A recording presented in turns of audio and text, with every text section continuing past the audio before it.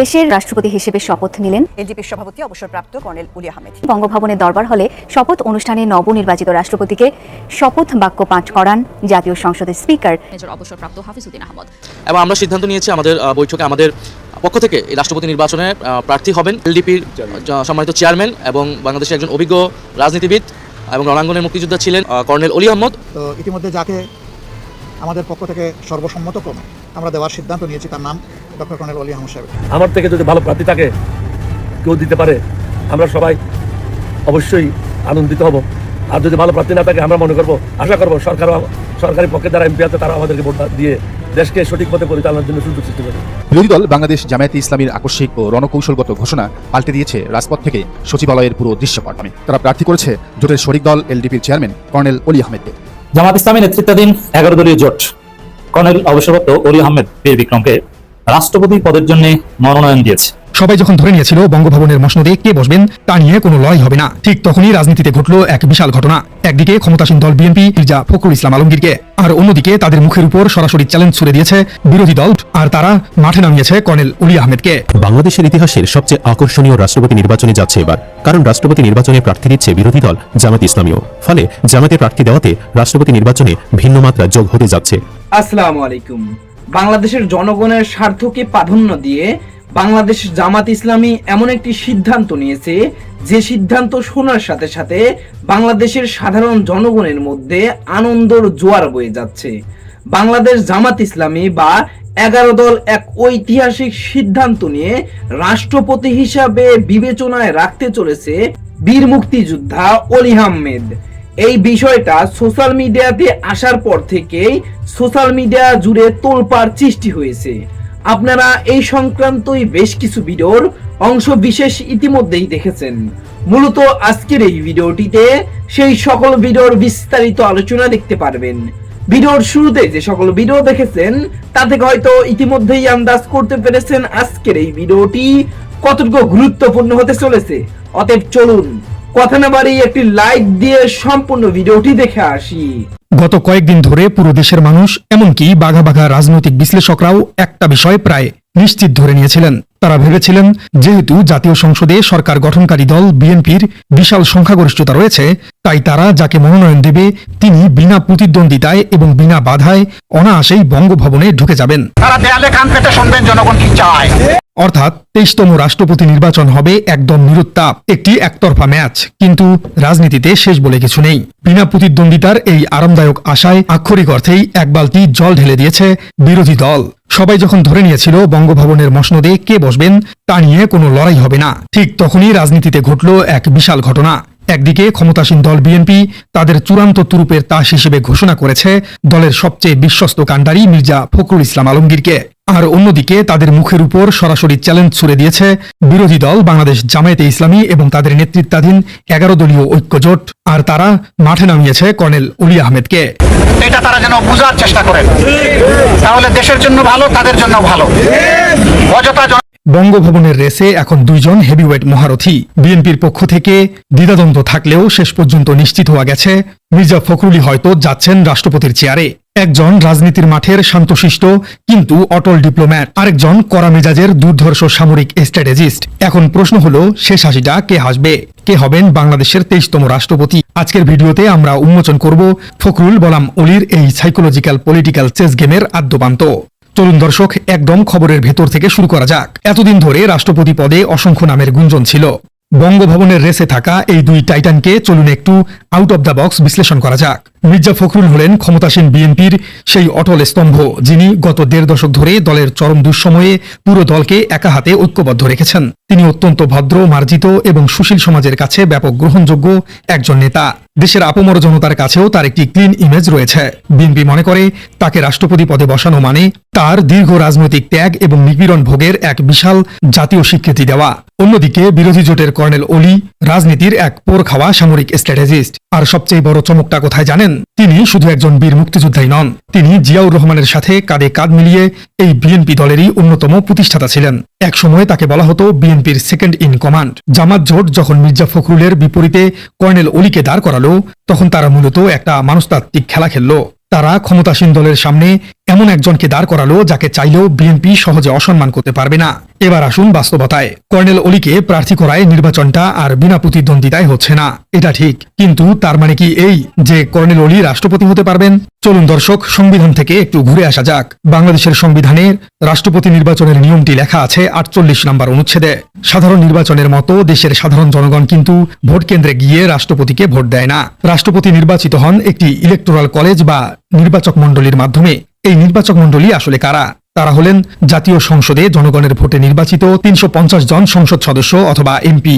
অর্থাৎ জাতীয় সংসদে যে দলের কাছে এমপির ভোট বেশি আছে সেই দলের প্রার্থী শেষ পর্যন্ত রাষ্ট্রপতি নির্বাচিত করবে। এটা একদম সিম্পল ম্যাথ। এবার একটু বর্তমান জাতীয় সংসদের গাণিতিক বাস্তবতার দিকে তাকানো যাক। সরকারে থাকা বিএনপির রয়েছে 2/3 বেশি একক সংখ্যাগরিষ্ঠতা। অন্যদিকে বিরোধী দল জামায়াতে ইসলামী এবং তাদের সাথে 11 দলীয় জোটের সম্মিলিত আসন সংখ্যা বিএনপির এই বিশাল পাহাড়ের কাছে একেবারেই নগণ্য। তাহলে ফলাফল কি দাঁড়াচ্ছে? ফলাফল হলো আগামী 20 আগস্ট জাতীয় সংসদের গোপন ব্যালটে যখন ভোট গ্রহণ হবে তখন গাণিতিক এবং সাংবিধানিক বাস্তবতায় মির্জা ফখরুল ইসলাম আলমগীরই বিপুল ভোটে জয়লাভ করে বাংলাদেশের 23তম রাষ্ট্রপতি হতে যাচ্ছেন। এখন আপনারা খুব স্বাভাবিকভাবেই একটি প্রশ্ন করতে পারেন, যদি হার নিশ্চিতই হয়ে থাকে তাহলে এই লোক দেখানো লড়াইয়ের আসল লাভটা কি? আর ঠিক এই জায়গাতেই জামায়াতে ইসলামী এবং তাদের 11 দলীয় ঐক্যজোট খেলেছে তাদের সবচেয়ে সুদূরপ্রসারী রাজনৈতিক চাল বা লং টার্ম স্ট্র্যাটেজি। তারা আজকের এই লড়াইটা আজকের জন্য লড়ছে না, তারা ছক কষছে আগামীকালের জন্য। রাষ্ট্রবিজ্ঞানে একটি পলিটিক্যাল টার্ম আছে, শ্যাডো পার্লামেন্ট বা ছায়া সরকার। বিরোধী দলে থাকলেও একটি জোট জনগণকে আগাম দেখিয়ে দেয় যে তারা সরকারে গেলে তাদের কাঠামোর চেহারাটা ঠিক কেমন হবে। কর্নেল অবসরপ্রাপ্ত কর্নেল অলি আহমেদকে আজকের এই নিশ্চিত পরাজয়ের নির্বাচনেও রাষ্ট্রপতি প্রার্থী করে জামাত জোট মূলত পুরো দেশ এবং আন্তর্জাতিক মহলকে একটি পরিষ্কার এবং অত্যন্ত শক্তিশালী বার্তা দিয়ে রাখলো। আর সেই হিডেন মেসেজ বা গোপন বার্তাটি হলো, আজ হয়তো আমাদের সংসদে প্রয়োজনীয় সংখ্যাগরিষ্ঠতা নেই, কিন্তু ভবিষ্যতে যদি দেশের মানুষ তাদেরকে ভোট দিয়ে সরকার গঠনের সুযোগ দেয় তবে তাদের শাসনামলে রাষ্ট্রের সর্বোচ্চ পদে বসবেন কর্নেল অলির মতো একজন পরীক্ষিত দেশপ্রেমিক এবং রণাঙ্গনের বীর মুক্তিযোদ্ধা। এই একটিমাত্র সিগন্যাল দিয়ে জামাত তাদের ভবিষ্যৎ রাজনৈতিক সমীকরণ পুরোপুরি বদলে দিল। তারা প্রমাণ করে দিল যে তাদের জোটের নেতৃত্ব শুধু নির্দিষ্ট কোনো আদর্শ বা গণ্ডির মধ্যেই সীমাবদ্ধ নয়। তারা লিবারেল, প্রগতিশীল এবং সামরিক ব্যাকগ্রাউন্ডের জাতীয় পর্যায়ের নেতাদেরকেও সর্বোচ্চ সম্মান দিতে জানে। কর্নেল অলি আহমেদের পক্ষে কোনোভাবেই ক্ষমতাসীন দলের এই বিশাল ভোট ব্যাংক টপকে যাওয়া সম্ভব নয়।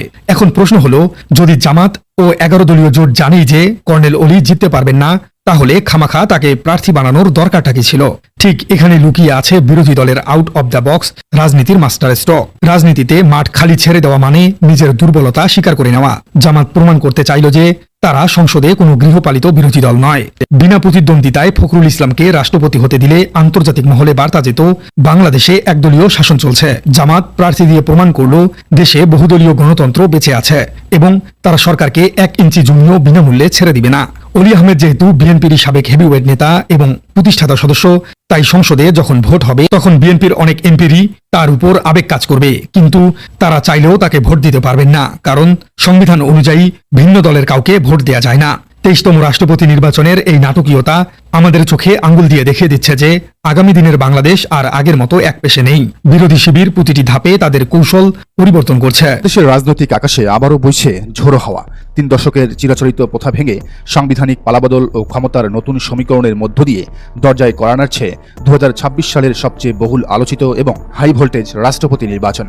1991 সালের পর থেকে দীর্ঘ 7টি মেয়াদে রাষ্ট্রপতি নির্বাচন মানে ছিল সংসদীয় সংখ্যাগরিষ্ঠ সরকারি দলের একপেশে ও বিনা প্রতিদ্বন্দ্বিতায় বিজয়ের ইতিকথা। কিন্তু 2026 সালের বর্তমান রাজনৈতিক প্রেক্ষাপটে সেই একঘেয়ে হিসাব নিকেশ এক নিমিষেই চুরমার হতে চলেছে। বিরোধী দল বাংলাদেশ জামায়াতে ইসলামীর আকস্মিক ও রণকৌশলগত ঘোষণা পাল্টে দিয়েছে রাজপথ থেকে সচিবালয়ের পুরো দৃশ্যপট। একাদশ ও দ্বাদশ সংসদের পর বর্তমান ত্রয়োদশ জাতীয় সংসদ ও রাজনৈতিক অঙ্গনের হিসাব নিকাশ এখন শতভাগ ওলটপালট। গত শনিবার সন্ধ্যায় রাজধানীর মগবাজারে জামায়াতের কেন্দ্রীয় কার্যালয়ে দলটির কেন্দ্রীয় নির্বাহী পরিষদের এক অতি গুরুত্বপূর্ণ ও নজিরবিহীন বৈঠক অনুষ্ঠিত হয়। জামায়াত আমির ও বিরোধী দলীয় নেতা ডাক্তার শফিকুর রহমানের সভাপতিত্বে দীর্ঘ পর্যালোচনা শেষে সর্বসম্মত সিদ্ধান্ত নেওয়া হয়েছে। এরই মধ্যে নামও চূড়ান্ত করেছে জামায়াতে ইসলামী। তারা প্রার্থী করেছে জোটের শরিক দল এলডিপির চেয়ারম্যান কর্নেল অলি আহমেদকে। বাংলাদেশের রাজনীতির দাবার বোর্ডে এজন্য এক অবর্ণনীয় ও ঐতিহাসিক নাটকীয়তা। যে জামায়াতে ইসলামীর সাথে অহিনুকুল সম্পর্কের কারণে 2 দশক আগে বিএনপি থেকে পদত্যাগ করতে হয়েছিল, আজ সেই জামাতই রাষ্ট্রপতি নির্বাচনের জন্য নাম ঘোষণা করেছে এলডিপি চেয়ারম্যান বীর মুক্তিযোদ্ধা কর্নেল অলি আহমেদকে। রাজনৈতিক ইতিহাস সাক্ষী দেয় 1984 সাল থেকে দীর্ঘ 22 বছর অলি আহমেদ ছিলেন বিএনপির নীতি নির্ধারণী সর্বোচ্চ অঙ্গ স্থায়ী কমিটির হেভিওয়েট সদস্য। 1991 সালে জিয়াউর রহমানের পর বিএনপি ক্ষমতায় এলে তিনি হন যোগাযোগ মন্ত্রী। এমনকি 1996 সালের 15 ফেব্রুয়ারি গঠিত সরকারও তিনি ছিলেন কৃষি, খাদ্য এবং শেষ পর্যন্ত বিদ্যুৎ, জ্বালানি ও খনিজ সম্পদ মন্ত্রণালয়ের প্রতাপশালী মন্ত্রী। কিন্তু 2001 সালের 8ম সংসদ নির্বাচনে চট্টগ্রাম 14 আসনে 4 দলীয় জোটের মনোনয়ন নিয়ে জামায়াতের সাথে অলি আহমেদের তৈরি হয় তীব্র বিরোধ ও রাজনৈতিক তিক্ততা। চট্টগ্রাম 13 আসনে বিজয়ী হলেও চট্টগ্রাম 14 আসনে কর্নেল অলিকে হারিয়ে দেন জামায়াত প্রার্থী। পরবর্তীতে বিএনপি জামায়াত জোট ক্ষমতায় এলেও অলি আহমেদকে মন্ত্রিসভায় কোনো জায়গা না দিয়ে এক প্রকার সাইড লাইনে বসিয়ে রাখা হয়। সেই ক্ষোভ ও অপমান বুকে চেপে 2006 সালের 26 অক্টোবর তৎকালীন বিএনপি সরকারের শেষ লগ্নে পদত্যাগ করেন অলি আহমেদ। সংবিধান অনুযায়ী রাষ্ট্রপতি নির্বাচনে জয়লাভ করতে ম্যাজিক ফিগার হল ন্যূনতম 175টি ভোট, কিন্তু বর্তমানে 349 সদস্যের জাতীয় সংসদের গাণিতিক সমীকরণ মোটেও সহজ নয়। সংসদে একক সংখ্যাগরিষ্ঠ দল হিসেবে রয়েছে বাংলাদেশ জাতীয়তাবাদী দল বিএনপি, তাদের হাতে রয়েছে 247 জন সংসদ সদস্য। অন্যদিকে জামায়াত নেতৃত্বাধীন বিরোধী জোটে রয়েছে 90 জন সংসদ সদস্যের এক বিশাল ব্লক।